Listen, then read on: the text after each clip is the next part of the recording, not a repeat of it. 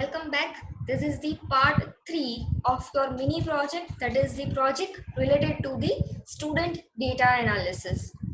So over here in the last lecture we have discussed that my data is scattered. So for the student with enrollment number as 1, so my data is present for the semester 1 in the index position 0. Then for the semester 2 my data is in the row with index position 5. For semester 3 my data is in the row with index position 10, and for the semester 4 my data is present in the row with index position 15. So I want to gather this all data. So if I perform the sorting on this particular enrollment underscore number, and if I perform the sorting according to the ascending order, then I will get this all the 4 semesters result of this particular student in a row, that is from 0 1 2 3 4. Then you can see over here the output is like this. You can see over here that is my student with enrollment number 1, and you can see over here it is having the semester result, that is 1 2 3 4 like this. Then for the student with enrollment number 2, I am having all the 4 semester result, that is 1 2 3 4 like this. Now my data is not scattered, so now my data is present in a line.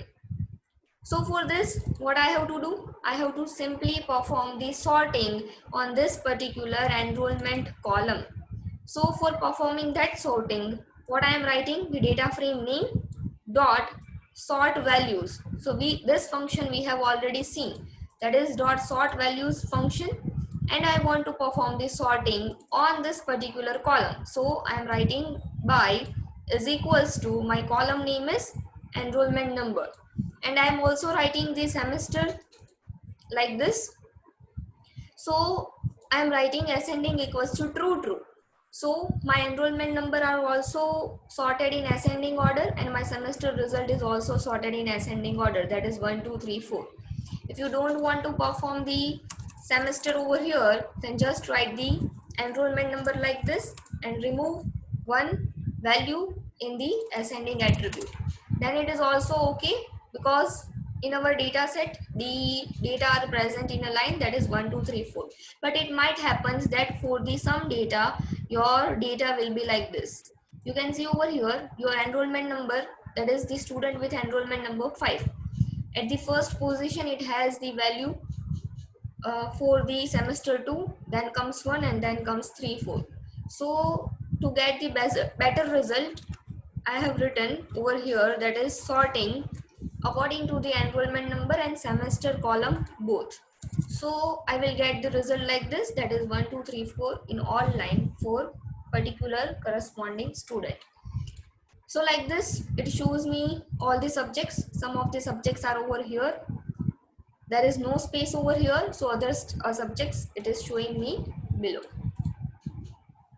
Now next is I have done over here the slicing.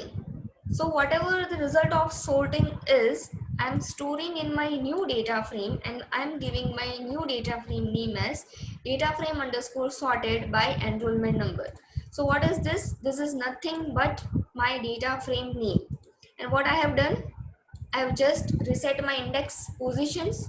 Previously the index position over here will be different, so I want all the index position from 0 1 2 and up to so on. So I have resetted the index position, and I'm just printing the data frame.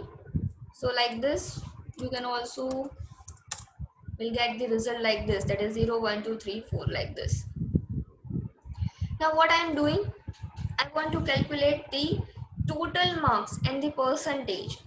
So the total marks and the percentage, I just want to calculate for the subjects. So my subject starts from the column with index position 2, that is 0 1 and 2 up to so on. I have 16 different subjects. So I am performing over here the slicing, that is I want all the rows and I want the columns from index position 2 to 18, that is 18 minus 1 till 17, and I am writing dot values. So let's see what it returns. So it returns the array like this. So it starts from 60. So this is my first value of the first line, that is for the English subject I have the value as 60, and last value, that is my last line, and the last column it has value as 75 over here. So you can see my array starts with 60 and it ends at 75 like this. So this means what? My this particular slicing has covered all the subjects as I want. So this is my perfect slicing. Now based on this, what I will do, I will calculate the total of all the different subjects. So I want to add a new column like this, that is the total, a new column at the end of the data set. So these are my all the subjects, and at last I want a new column, that is my total column. So for creating a new column, I am writing the data frame name, that is my last created data frame name, that is df underscore sorted by enrollment number. I want to create a new column name, so I'm writing into the square bracket, that is total like this. Now a new column is created total, but what value you want to store in this particular column? So this column has different rows. So what is the values in this different rows for this total column? So in this new column total, I want to store. So I'm assigning the value with the help of assignment operator. I'm assigning this particular value to this column. So which value I'm assigning? I'm writing like this. That is my slicing that I have performed over here. That is the column 2 to 18. So I'm writing column 2 to 18, and with the help of dot values, I'm getting only the values. If I write dot sum like this, then I will get the summation of all the values, and I want the summation row wise, so I will write x is equals to 1. If you want to do the summation or the mean according to the row, then you have to write like this, that is x is equals to 1. And I'm just printing the data frame, so it gives me the output like this. Then you can see over here, that is my summation. So let's do it. That is my 60 plus 95 plus 85 plus 98. My total is 338. So my 338 is stored over here. So it calculates only the numbers. All other different values are my missing values. So even if you add the missing values, there will be no change in your total value. So like this also for the semester 2, starting is my missing values, then comes 45, that is 45 plus 23 plus 47 plus 80. So my total will be 195. So like this I got the total of all the subjects in the total column like this. Now I got the total marks. Now it is very easy to calculate the percentage from this total marks. So for that, what I am doing, I want to create a one new column which shows the percentage of all the students semester wise. So you can view the output like this. So this is my student with enrollment 1. For the semester 1, it has the percentage like this. That is the percentage 84. For the semester 2, the same student is having the percentage 48. For the semester 3, he has percentage as 68, and for the semester 4, he has the percentage as 92. So I want to calculate the percentage. Then what is the percentage formula? The percentage formula is like this, whatever the total is. So this is my total column. So for accessing the total column, what you have to write? The data frame name into the square bracket, the column name.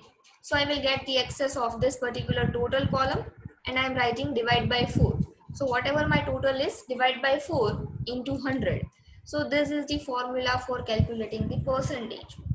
And whatever the result is, and I am storing in my new column, that is my percentage column. How to create the percentage column? That is the data frame name into the bracket, just write the column name you want to create. And what values you are storing? You are storing the percentage. So this is the formula.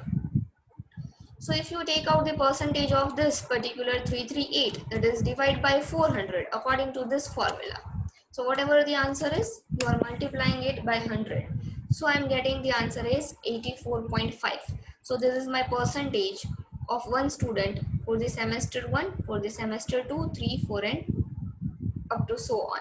So this 60 is my percentage of the student with enrollment number 2. Like this, for the enrollment number 5 for the semester 1 result, my percentage is 60. So this is how I have calculated the percentage.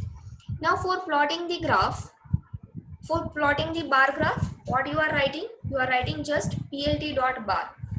For plotting the line graph like this, you have to just write, instead of bar, you have to just write plot. That is plt dot plot. On the x-axis, you have to mention the semester, that is 1, 2, 3, 4. So I have created a list, that is x equals to 1, 2, 3, 4, and I am passing the value of x over here. What is the value of y? I want the value of y, that is the list, or we can say a one-dimensional array which contains only the percentage value. So I want only the percentage values, that is the 84, 48, 68 and 92 for my student 1. So for that, what I have to do, I am writing like this, that is from the data frame, that is my df. From the data frame, I want enrollment number is equals to this particular enrollment number, and I want to extract only that value of the percentage. So what this will do, what this df1 will do, so let's print first of all this df1. So this df1 will extract only the values who is having the value of enrollment number as 1503201160001. So how to extract this particular enrollment number from the complete data set? So my this particular data set name is df. Over here I have sorted by enrollment number.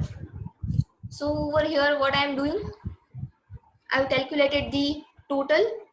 After calculation of the total, I have calculated the percentage. So after the percentage, I am storing my the complete data frame into our new data frame, that is the df. So I am writing over here, from the df, I want only such data whose enrollment number is equals to this particular enrollment number. So I am using the equal equals to sign like this, that is equal equals to sign. So it will extract only the data having the enrollment number as this particular one. And from this particular df1 data set, I only want this particular percentage values.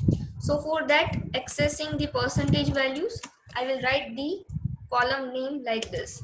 So I'm getting the answer as 84, 48, 68 and 92.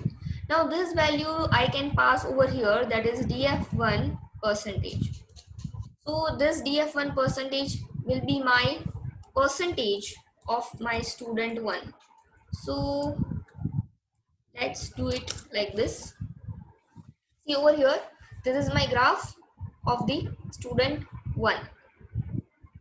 Now for similarly for the graph of student 2, what I will do, I will extract only the student with enrollment number as 2.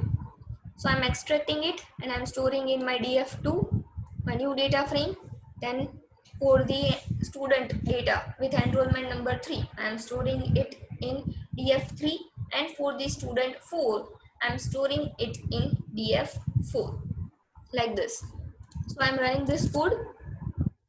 So from this all particular df2, df3 and df4, I can write like this, that is on the x-axis I want the value as 1, 2, 3, 4, that is 1, 2, 3, 4, and on the y-axis I want the percentage from this particular df2.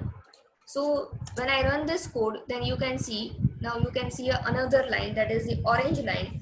Now it shows the percentage, that is the performance of the student 2. Similarly for the student 3, I will write df3 percentage, so it shows the third line, and for the student 4, I will write the fourth line like this. Now we will see different attributes in the graph. Okay, fine. Let's make this graph easy for you. So I'm just writing like this. That is my value of x. This is your normal graph. This is my value of x, that is 1 2 3 4. So I want to indicate 1 2 3 and 4 like this on the x-axis, and on the y-axis it shows me the percentage. So for the y values, I'm directly writing df1 percentage. So what is this df1 percentage? So it will give me the values like this, that is 84 48 68 and 92. So like this you will get the 92 value for the student 1 over here, somewhere over here, for the semester 4 result. So like this I have plotted all the graph of all the 4 student. There are 5 student in my data set. You can also plot it for the 5 student. So this is my normal, that is my x value, y value, and over here I have written plt dot show. So before writing the plt dot show, if you use the same variable, that is the plt, then all the plots will be shown in the same graph. So I want to show all the plots in the same graph only. Now let's add the label.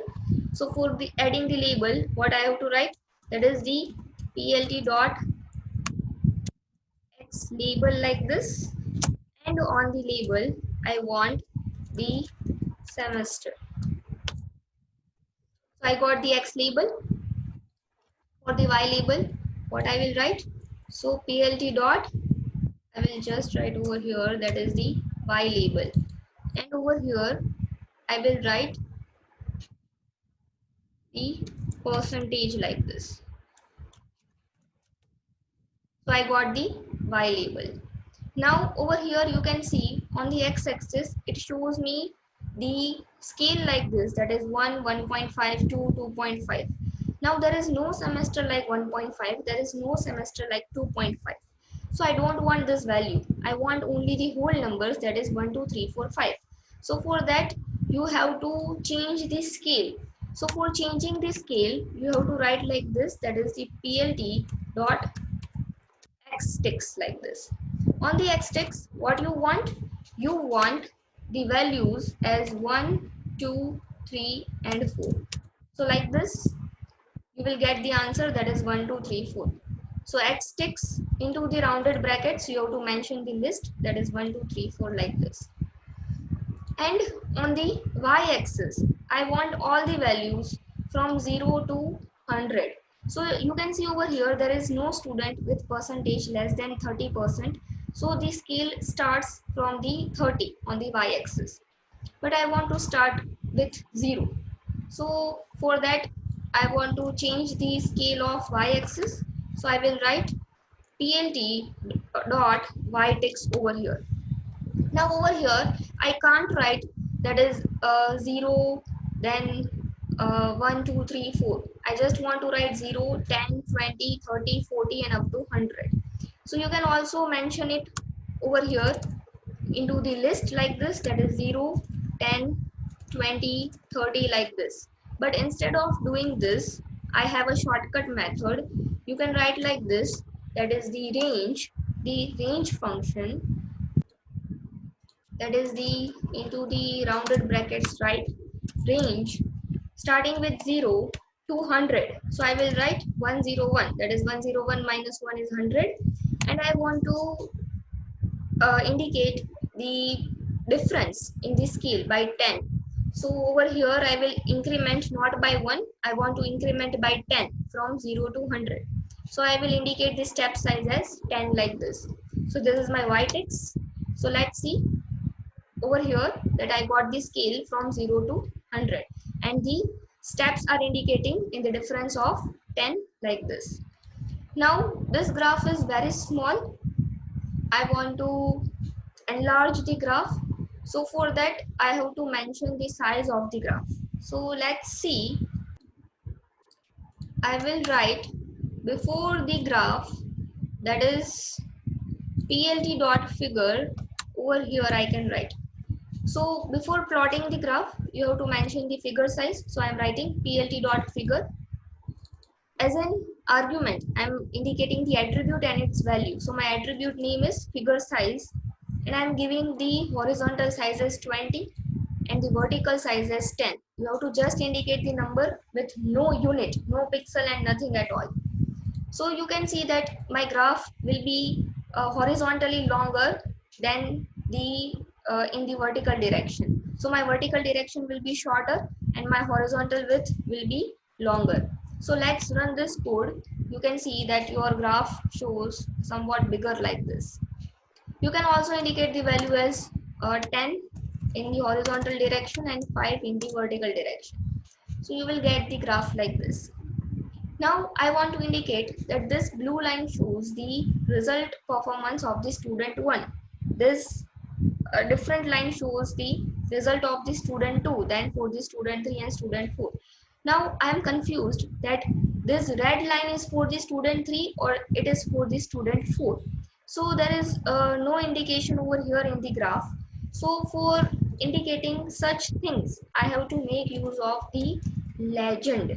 So I am writing plt.legend. So where you have to write this legend compulsory before the plt.show. This figure you have to write compulsory before the plot, before you start the plot. So I am writing plt.legend into this rounded brackets. I am mentioning one list, that is student 1, student 2, student 3 and student 4. And I am writing location equals to 4. So location equals to 4 means it will indicate in the right hand side bottom position. So that is student 1. Blue line indicates the result performance of the student 1. Orange indicates for the student 2. Then green indicates for the student 3 and then for the student 4. So what is this? These are my names of the student like this.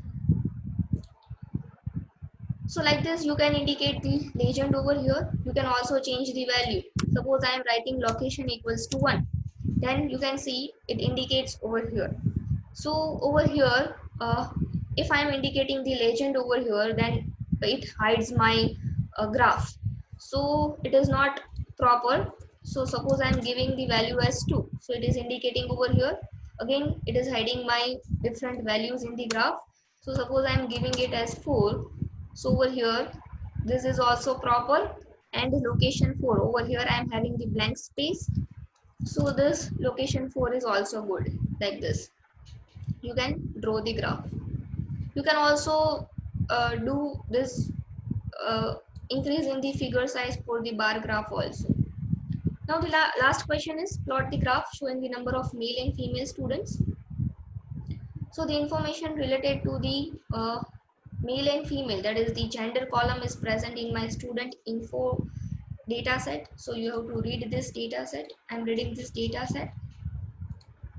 For knowing the values in the gender column, I can make use of this count function. So for accessing this particular gender column, how to access, that is the data frame, into the square bracket, just write the column name and write down dot count like this. So it is giving me the result as 5. So it means in the gender column there are 5 different values present. Now if I write over here that I want to plot a graph related to the graph showing the male and the female students. So I want the total count, that is how many male are there and how many females are there. So for indicating that, you have to make use of values underscore count like this. So you have to write and run this code, that is values underscore count. Okay, fine. So you have to write value underscore counts like this. So it will give me the result like this, that is total number of female is 3, that is 1, 2 and 3, and total number of male is 2. Now based on this you can plot the bar graph. So it is up to you that how to plot the bar graph. So it is your homework to plot the bar graph which it shows the total number of male and female students. I have given the function that how to calculate the total number of male and female. My this particular data set is very small, so you can easily count. If my data set contains 100 or 200 rows, or I can say 200 students, then it is very difficult to count like this. So you can make use of the values underscore count function. So just plot the graph, that is the bar graph related to the male and the female count. So keeping it till here, thank you all.